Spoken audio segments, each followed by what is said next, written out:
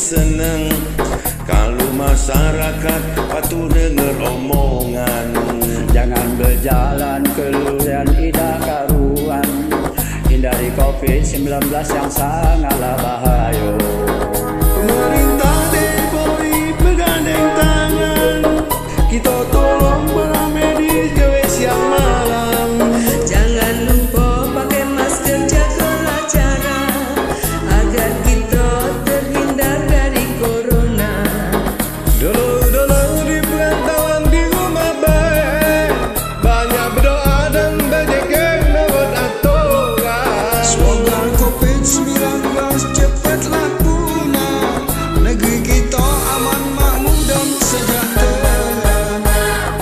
Ayah sama Corona datang jadi sarunian. ayah sama Diam di rumah, turutlah aturan. ayah sama Corona datang jadi saronian. ayah sama diam di rumah, turutlah aturan. Ayah sama jangan mudik, lebaran tetap lebaran.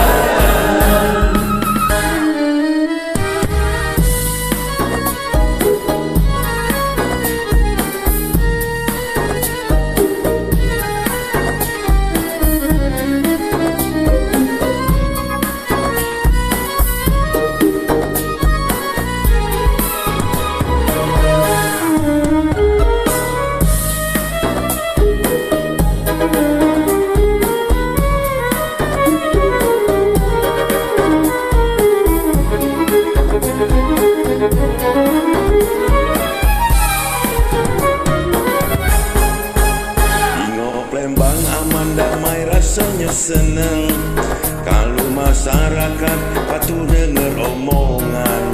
Jangan berjalan keluar tidak karuan, hindari COVID-19 yang sangatlah bahaya. Pemerintah Depori bergandeng tangan, kita tolong para medis gawe siang malam. Jangan lupa pakai masker, jagalah jarak agar kita terhindar dari corona.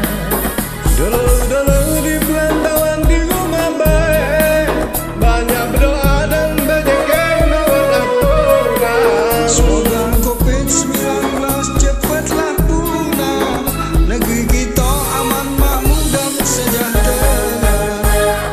Ayah sama Corona datang jadi sarunian.